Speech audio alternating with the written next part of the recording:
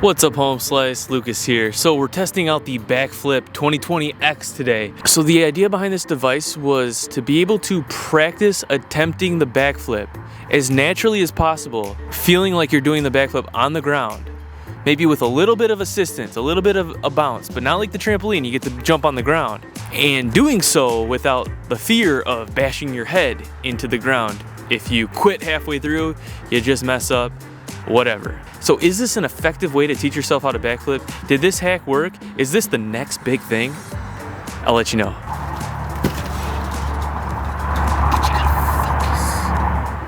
So basically I had this in my head last night, all right? Didn't write anything down, so it might look a little sloppy, and I had to kind of figure things out along the way as I was going. First things first, got all the equipment for this device build right here.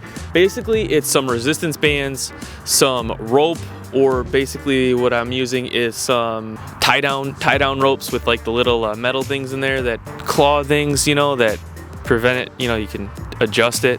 It doesn't matter, you can just use rope, you can tie knots, there are no rules. Then for the centerpiece, I'm using a molly vest, or basically like a weight vest, or like, you know, a plate carrier, body armor carrier. It doesn't have to be this. Maybe you could get away with a weight belt, something like that, a fishing vest. The more secure of an item, the better. So that's why I think the molly vest is, you know, it's nice because it's got all these clips, buttons and stuff. But I mean, guys, we're just improvising here. We're improvising. So, man, is it called molly or is it mole? I always thought it was mole, but I think it's molly.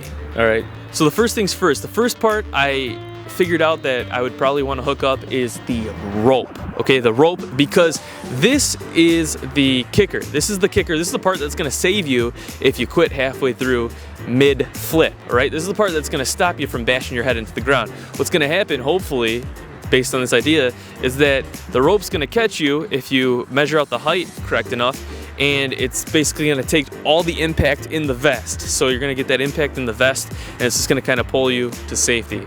And then that's going to be softened by the bungee cords, which we'll hook up in a second. So hooking up the rope, the first part, basically I hooked up one rope to one side of these bleachers, the other rope to the other side of these bleachers right here. But you want to make sure it doesn't slide up and down, and you want to make sure that the rope can hold your weight, that you can basically like sit on the rope. What would honestly work amazing for this is one of those slack lines. So if you had a slack line, that would just make this hack so much better. But I didn't have that. I wanted to keep this free. I just found these tie down ropes, so I used those. Those were long enough. As you can see, got lazy, so I just kind of like jimmy rigged that knot up there. I just kind of knotted it onto the bleachers because, like, whatever, dude, you know. So I know some people are probably gonna want to like do a special weave, or, you know, put this through that little faucet, you know. Just, guys, we don't have time. Then from here, what we decided to do is, what do we do next? So I think we put the vest on the rope. Now I wanted it kind of towards the bottom, the rope, because like if I was doing the flip, you know, I don't want the rope to be up towards my upper back. Think about it, because if you're doing a flip and you're trying to flip above your upper back, that's gonna be harder in the early stages. So I wanted it lower. So there's a little part, luckily, in the vest that flaps up where you can put your armor plate in. So I just flapped that down and then kind of Velcroed that over the rope. Just get it towards the bottom of the vest, as low as you can go. Technically, I would think you'd want that rope as close to the basically base of your back as possible, like top of your pelvis, base of your back, right down here, you know, right above that like point of inflection.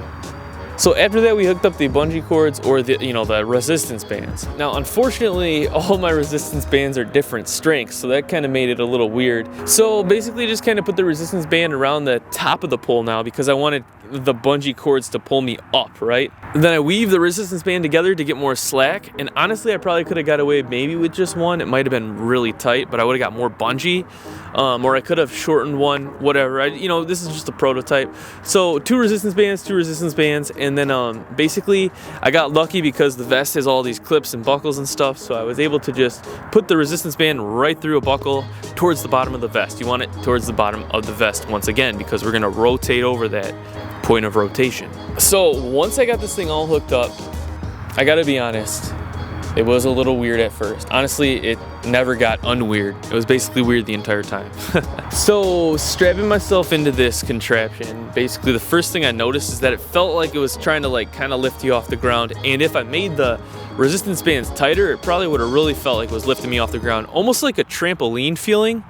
but without feeling a trampoline on your feet. Ah, you see? Because it's like, oh, I can do the backflip on the trampoline, but it's like when I go to the ground, it's just like the feet. It feels like hard, and it just kind of blocks my mind.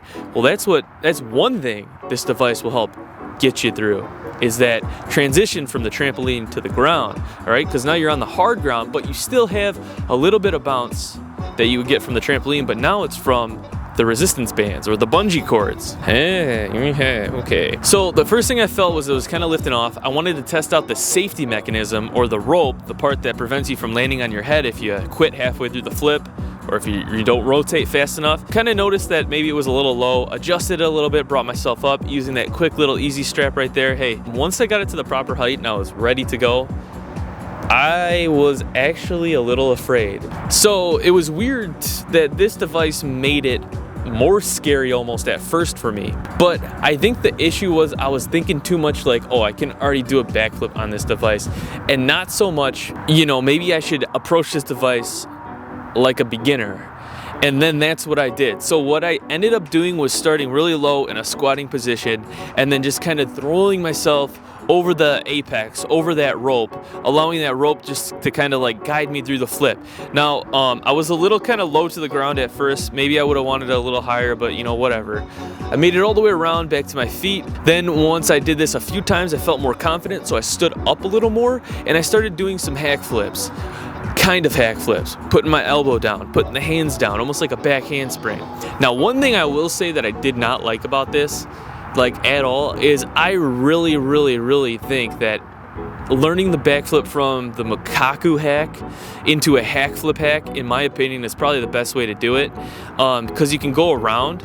With this device, you can't really go around, right? You have to go up and over the rope no matter what. So, you know, maybe if you were kind of already going upside down, I don't know, whatever, everybody's different, but you know, this isn't going to work for everybody. It might not even work for a lot of people, but it's just an idea. Every time I kind of went, you also noticed that the rope got tangled with the resistance bands, so that was kind of annoying.